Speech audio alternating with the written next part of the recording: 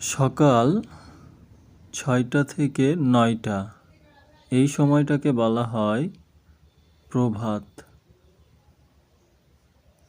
এরপরে সকাল ৯টা থেকে ১২টা এই সময়টাকে বলা হয় পূর্বাহ্ন।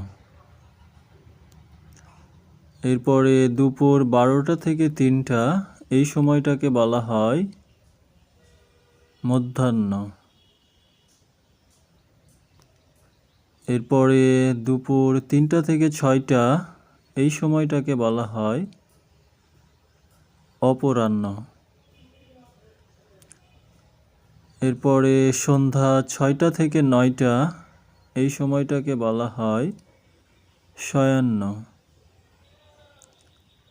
এরপরে রাত ৯টা থেকে ১২টা এই সময়টাকে বলা হয় প্রদোষ।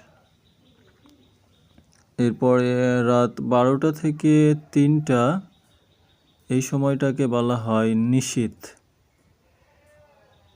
এরপর সর্বশেষ রাত ৩টা থেকে ৬টা এই সময়টাকে বলা হয় প্রত্যুষ।